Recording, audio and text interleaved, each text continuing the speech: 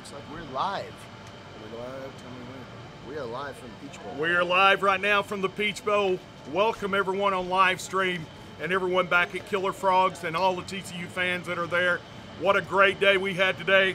To my left here, I've got Hall of Famer TCU quarterback Steve Stamp, and to my right, the Wizard of KillerFrogs, Sean Fouché. Guys, could it got any better today?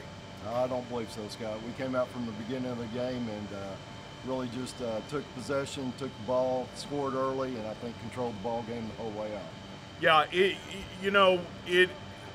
I can't see the game starting off any better for us than it had it started out. But we talked about before the game, if the offense is clicking, we really felt that Gary Patterson had probably, without saying in the press, Sean, had taken some offense that his defense wasn't recognized more, and all the talk was going to be about the Landshark Ole Miss defense. Yeah, well, the only land shark that was out here today were the TCU Horned Frog variety of land sharks, because Patterson certainly took affront to the fact that the offense was getting all the press and his defense was getting none. In fact, his press conference, he made it a fact to point out that, hey, we finished second in the Big 12 when it came to defense. And it certainly showed today that the number 2 defense in the Big 12 was more than enough for one of the best SEC West teams. Yeah, this defense has just gotten better and better. And I think a lot of people, the reason they got hung up on TCU's defense is maybe Steve not being as strong this year, or maybe not, is dealing with spread offenses. And we let Baylor run up a lot of points on us in that one game. But if you notice after that game, we really started control ball game from the defensive side down to when you got to the very end, and how we shut down teams like Kansas State, Texas, went through there, and then the annihilation of Iowa State. And now this, I think it was just all fertile ground. And to me, it was whether, Steve, our offense was going to click. Would Trayvon Boykin be on? Would we have the right play call? And boy, we got a little surprise right out of the back. Doug Meacham called a little trick play there that got us wide open right away. Called a lot of trick play, but that first one where, I remember Trayvon backing up. Well, he didn't back up. He snapped the ball and he stepped up 2 yards. And I was like, that's unusual. And but it was 2 reasons, as you freeze the linebackers there, and the second's to give you some space back to throw back behind. Absolutely. It has to be a lateral to be able to move the ball again down the field. It has to be a lateral, and then to freeze the linebackers, and it froze the linebackers well enough to let Aaron Green, who has been a great, he has really been one of our MVPs, if not the MVP, what he has been able to accomplish since we lost B.J. Catalan. Oh, he's been fantastic, and don't shortchange the pass either. No. Colby Listenby, who I don't think I've seen him throw a pass all year long. I didn't realize he was a high school quarterback. No, I didn't know that either. Yeah. That's the first They were time talking I've heard about it on Twitter afterwards. I had no idea he was a high school quarterback, and he put that ball right on the money, and Aaron Green pulled it in. Well, Steve, you being an old quarterback, that's kind of play you kind of like there, didn't you? You had 2 good passes there. It is 2 good passes. Listenby threw a perfect spiral into the end zone, and to start out the game like that, about the 3rd play in, the momentum had us going the right direction. At the right end, and then we come out, and again, the defense absolutely stifling. They were all over the quarterback. I thought early on he made some pretty good little moves, almost completed some ball, but our defense, our secondary was right in their traps all night. Well, through the first quarter, Bo Wallace was 1 for 7 with an interception. Right. And he had 1 completion on the sideline to some TCU grad assistant in a sweater. And that was about it. That's about right. And, it was just really, really a total domination here.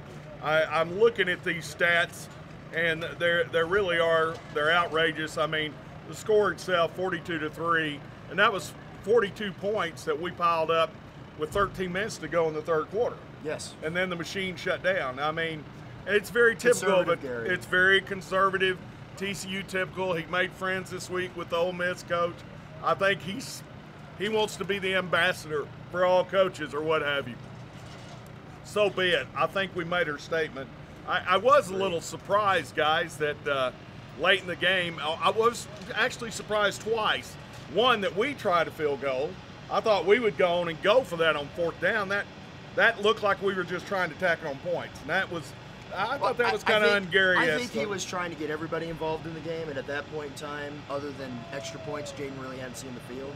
So I thought maybe give him an opportunity for a field goal there. The only time the kickoff team was in was when we was kicking off after touchdowns. So that's true. Might try to get the extra point crew in there and the field goal team. They did get in there, and I feel like once we had the turnover back on the other end of the field, and Boykin threw that last interception, and they got down to 10, I was surprised the second time.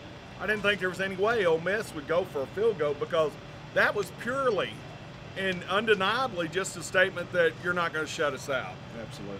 But on that play, I don't know if it was apparent on the actual TV, but our players were calling everybody off the line. Just we had no rush. Just stand there. Oh, they were fully protecting against the fake on the kick, and which they should have been. I mean, your odds are very low. Of course, Tejada's gotten back there and clipped a couple this year. I think at least one I remember. But Tejada had a heck of a game. Tejada, amazing game. You look at Tejada, and that's one player you want to focus on him, his development, his growth. Since I mean, you got to put it, Petty at Baylor torched him. And those guys are pro wide receivers that Baylor had. They're some of the best in the country. I won't say they are the best, but they are definitely. I would think they have two or three of the top 15. That's probably one of the top 3 wide receiver corps in the nation. Oh, well, they probably are the top 3. Absolutely. There's no doubt about it. We haven't seen this type of development on a quarterback here at TCU since, I dare say it, but I will compare him to Jason Verrett. Right. And it's the same story. Jason Verrett gets torched by Baylor. RG3, yep, and Baylor almost goes home. Everyone knows the story. And right. Bounces back, and now he's in the NFL. And Anthony Tejada had almost the exact same kind of journeyman experience here at this particular juncture in the season. Hats off to him. Sean, I agree with you. They got to grow up early, and sometimes getting beat deep is the best way for them to learn. Amen. And you either learn quickly and get better, or you don't learn and be sitting on the bench. So. Well, and it says great things about the future of our secondary. To have Tejada back for 3 more years, is that right? Yes. 3 more years to have somebody like Tejada. We saw what he's capable of on a return today, late in the game. I'm telling you guys, there's a lot to look forward to. And we can talk about that here in a little bit, what they talked about. But this domination, I mean, TCU had 24 first downs to Ole Miss's 10. I didn't think they were going to get past that 1 first down forever. I mean, it took them a long time. Didn't that go into like the 3rd quarter or so? It was a long time. It was late in the second. Late in the second. I know it was a long time, and it was like, are they ever going to get a first down again? And then, of course, the passing yards. Steve talked to me about their quarterback. You're being a quarterback. I'm going to be honest. To me, Bo looked as the game went on, and especially down in close to the end zone when he threw the pass for the touchdown to McFarland. He looked like he was so rattled he didn't know which way was up. Well, for being a seasoned veteran, I expected more from Bo, and I really thought that this was going to be a quarterback duel today. Right. And it just didn't pan out that way. I don't know if he got real frustrated with the defense that we were running against him. It just seemed like nothing was going Ole Miss way. And I know as a quarterback, you try to do a little bit more, and when you do more, you sometimes make mistakes. And sure. I think that's where he got caught up today. Well, you're talking about defense that we ran against him. It was more like the defense was running at him the entire game. Absolutely. I mean, I've never seen a pass rush this season as dominant as what we just saw in this bowl game. It really was, and it was reminiscent to me. I'd have to go back almost 15 years or more to how we played against USC in the Sun Bowl when we turned around when the defense stuffed them to negative yardage in that. And I tell you what, we came real close to that today on rushing yardage. I think they had, I'm trying to find it here, but I was thinking it was around 9 yards or rushing yards or something. 9 net. 9 net rushing yards. And at halftime they had -4. And they absolutely, and they got a lot of their yards late in the game. When we pretty much 4th quarter had second, third teamers in there, and they played well themselves. They did a great job. Everybody did a great job, offense, defense, but it was undeniable. But we were on all cylinders. And it could have been worse. I mean, these trick plays, you know, we talked about that second trick play where we had our first turnover on the hook and ladder type. It was a but it was a pretty neat trick tray. You really liked that play. I really did. I had just a great vision where I was sitting from the initiation of the play, and I absolutely thought that was going for 6 when it was developed. I wonder if the kid that came up in Aaron's face, if he blew it up, fought through a block. I never looked back on it to see, or if it was a missed block or he just made a really good play. But Aaron was, you know, it was right there, and Aaron just was not ready to handle that pitch on that deal. He looked like he wasn't ready. But that did not hurt us. We stopped them on defense again and got the ball back, you know. And I think it was an interception right after that. Yeah, right. And interception. And, of course, like I said, Boykin had 3 INTs on the day, and he had a couple.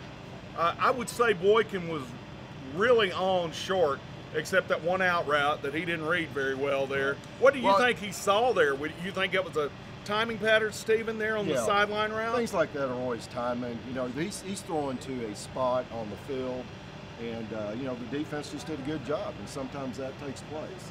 But when you're throwing the ball and releasing out of your hand before the receivers even break, well, you know, if the defender makes a good play, then so be it. You know, you pat him on the back and move on for the next play. Well, it looked almost like the defender was, they were expecting the defender to stay with Gray on that, and he broke off and read that and immediately went well, right he to the had ball. somebody back on his backside, and the guy undercut him up front there, and it was right to him. And I think before Boykin knew it, he had already released it from his hand. And you know, the third interception, it was tipped. I really don't blame that on him very much. But that first interception, though, it was probably a bad pass. He wasn't very accurate on, I would say. Now, he did throw a long touchdown ball down here, but his very long balls that he usually tried, we threw into double.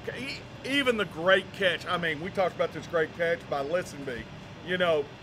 Oh, that wasn't a catch. He muscled his way. He muscled his ball. He got that. But, you know, we talk about take somebody like Listenby and what he has done this year, and then he looked like our number 9.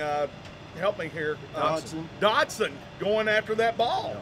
Excuse me, and I apologize, Josh, but he hasn't even gotten to the New Year's Eve I party absolutely yet. hadn't even gone yet. Hotty toddy, you know, who knows? But anyway. You know, I thought that had to be Josh. I had to look 3 times to make sure that wasn't 9, and then it was 7. You know, it looked like, I thought the physicality of it. I thought it was Josh Doxson as well when I saw it, and then when I looked up and saw it was Listenby, I was thinking beast mode. I mean, I haven't seen Listenby play that physical all year long. Once again, I mean, he had a great game. Well, I'll tell you what, as a quarterback too, I mean, you want to make throws and make situations happen, and even if you throw into double coverage and the receiver can't do it, they're supposed to knock the ball down, so it prohibits from the interception.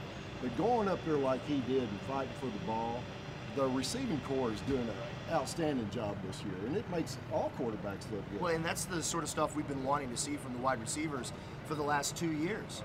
You know, under the Jared Anderson offensive coordinator kind of situation that we had, and we had these big, strong, I mean, Darius Brown, for instance, big, strong wide receivers. They just were not fighting for the ball.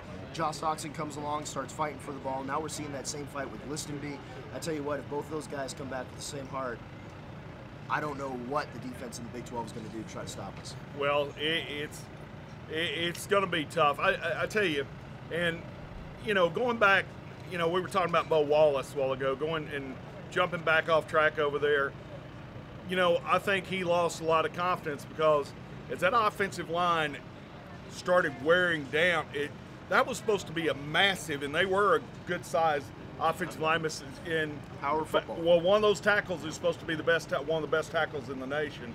And I'm going to tell you, as the game got, it looked like it wore them out because they could not contain our defensive line after a while. I mean, they didn't know where they were coming from. Yeah, and Scott, this is the Peach Bowl. I mean, we're playing the number 9 team in the country. At one time, it'd been, what, 2 or 3 in the country, I mean, you know, and everybody. Beat Alabama, beat Mississippi State. Right. And annihilated Arkansas. No, Arkansas annihilated them, 30-0. Right. That's right. That's right. Yeah, and that was the confusing thing about this team. You bring up a point, you know, this team beat Alabama 23-17. And then they go and, weeks later lose 30-0 to Arkansas. And then they come back and beat a great Mississippi State team. You know, I tell you what, injuries plagued Ole Miss all year long. I mean, they lost Treadwell on that horrible 1-yard line call right there at the end zone, and then of course they lost Bo Wallace for a lot of that Arkansas game as well. And I think that really hurt them. But coming into this, you're right. It's the Peach Bowl. This is probably the second best team in the SEC West. TCU comes in and didn't just win the game, absolutely destroyed Ole Miss. Well, you know, and the Big 12 took a beating yesterday. I mean, that's all we heard was the Big 12. Today too. But you know, but here's the deal. You know, everybody said, "Oh, your Big 12 took a beating." Well, those were our mid-range to lower-range teams. It's hard to say. Oklahoma, those were the Texas, teams that weren't favored, and West Virginia, right? For the most part, we're not. And they're saying, "What's happened to the Big 12?" I think we opened some people's eyes today. The almighty SEC West, who says the best conference, the best division by far, and we just annihilated what they thought could not happen to them.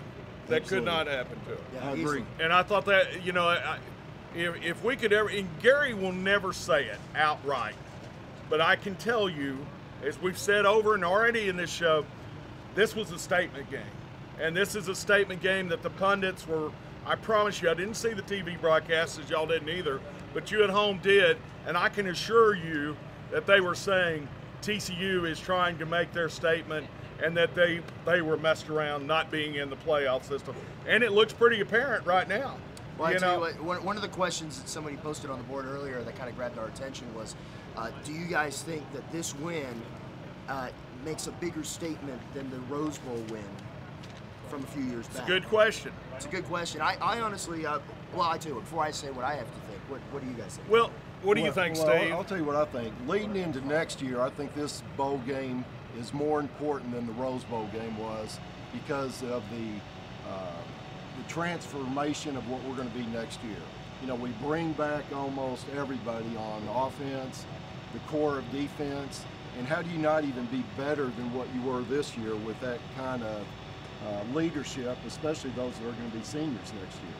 So in that limelight, I think it was a very beautiful win in regard to setting up next year. I hate to be ambivalent, but I got to say yes and no, because I'll say yes because brand recognition, TCU today took their brand recognition. We really brought it up a lot at the Rose Bowl. Then we get into the Big 12. If we don't do what we do today, and if we keep it close, they're going to just say, oh, they had a lucky year. TCU was there. Oklahoma and Texas will be back on top. But when they saw what we have with 10 starters coming back on offense next year, 5 starters on defense, they're talking about, their coaches after the game in the press is talking about us being a preseason #1 pick for next year. Yeah, that was actually the quote from the Ole Miss coach. He was asked specifically, based on what you saw on the field today, how you actually played throughout the season, knowing that we had, 10 starters coming back or something crazy like that on offense, how would you feel about TCU as a preseason ranked #1? Would you vote them there? And he said, if I was on that committee and I had a vote, I would definitely consider putting them up there as #1. And I have to. I think all Frog fans, we all got the purple shades on. But the question back to you is about the question, but you about the Rose Bowl. Well, I have a feeling I know why you might go the way you may go. Yeah, I'm gonna err a little bit closer on the side of saying no. This is not a more important win than the Rose Bowl, and only for one reason, and that's because the Rose Bowl win set us up to get us into the Big 12. Had we not handled Wisconsin, we would have lost 2 BCS games back-to-back. Everyone would have gone, well, they're Mountain West team, it's not really a big deal. They can't really handle the big Power 5 teams. TCU goes to the Rose Bowl, they beat Wisconsin, they beat them convincingly, they shut down J.J. Watt. Everyone sees what J.J. Watt's doing in the NFL right now. TCU wins the Rose Bowl, it sets us up to get us into the Big 12, to get us to where we are today. Now, I agree with you. From a brand perspective, this win certainly propels TCU. It certainly helps the Big 12's cause. Now, of course, Baylor has to handle Michigan State, but we'll let Baylor fans deal with Michigan State. Yeah, and that's true. I mean, we've talked about this among our friends. I've never been a hatred guy at Baylor until this year, but now, I've got to say, for the conference's sake, we almost really need Baylor to come out and show their stuff tomorrow. And I'm glad it wasn't us playing Michigan State, because I think we would have beat Michigan State worse than this team. I agree. Yeah, I don't think there would have been any. So I feel good about Baylor's chances tomorrow. They don't have the defense we got. I don't care how it ranks, how it stuffs up. They do not have the defense that we have. But I think we've got to, as far as the conference and what they're doing, we still have Kansas State and we've got Oklahoma State. Hopefully they can come through in their games. I know Kansas State's got a really tough one against UCLA, don't they?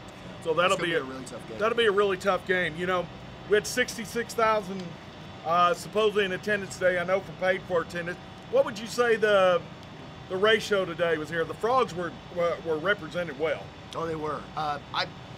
We were up here in the press box. It was kind of hard to see, so I actually went down in the lower level. I actually took a look. I would have to say at one point in time, at most it was probably 60-40. Ole Miss fans to TCU fans. At the greater end of that spectrum, probably 65-35 Ole Miss fans.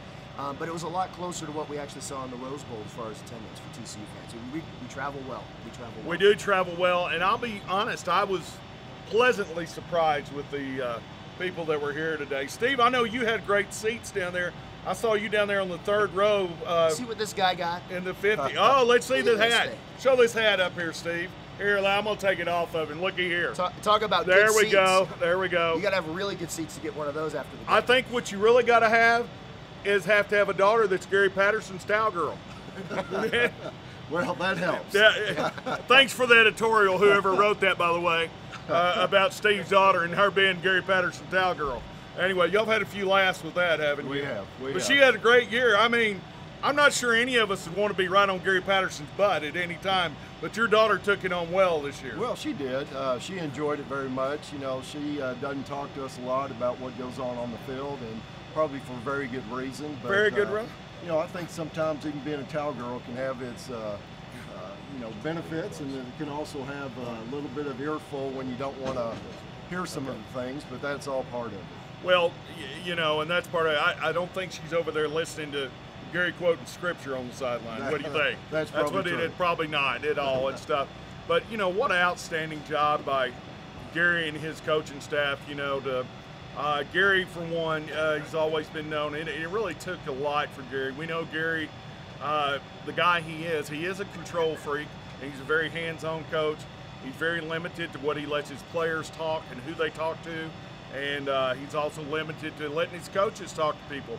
But that's his mix, and it works well for him. But at least he had the foresight to drop his, we're going to win by defense, we're going to win by 1 point, even though he didn't say it. He did say it at one time. You said it at the beginning of the season. That was your biggest complaint for Patterson, was this whole win by one. It's got to go, especially with this up-tempo offense. You've got to play this offense all through the game. I still think he cut it back, and you don't see the old Texas Tech type of deal that you used to see where, you know, they just continue to pour it on and pour it on. And honestly, against Texas Tech, we weren't trying to pour it on and on. So anyway, it looks like we got a little adjustment here we need to make. But anyway, we're going to turn it down just a little bit. But hang on with us here. We'll be here. Anyway, they just told me Scott's too loud. They're saying I'm too loud up in the press box. We must have some Ole Miss people up here not real happy. He's been loud all of his life. Absolutely. Well, when you can't hear, you're real loud anyway. So anyway, I'm old and deaf. You know, I can't. This is good feelings, guys. I agree. I haven't had this feeling since the Rose Bowl, and I don't think anybody. But it was great looking across all our friends in the Frog Nation and everybody, and seeing how much pride it was. And I can't say it was kind of fun sitting there watching.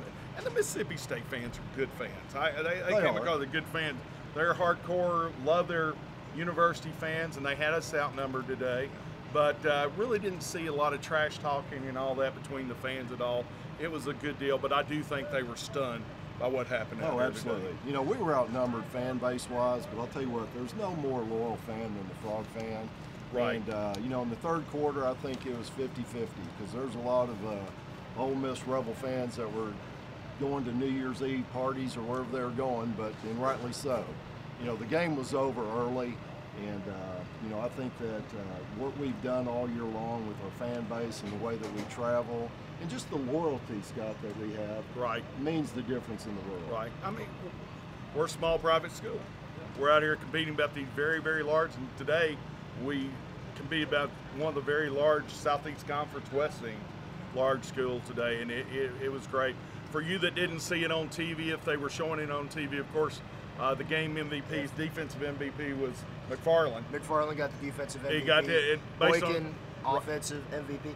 I'll be honest, I was kind of surprised Boykin got the offensive MVP, even though, I mean, he had a great game, don't get me wrong, but I really think Aaron Green took over that game. I think Listenby was certainly in contention for having the offensive MVP. Well, let's be honest, there's probably a lot of guys on this offense that could have actually the won that offensive award. line deserves a lot of credit. I think the offensive line was you beautiful. know, we got stuffed kind of early on the run, and then we got the right mix, and like you said, Aaron Green was, Sean said, Aaron Green was a big man. Once he started opening things up, they couldn't seem to stop us on any of the short passes.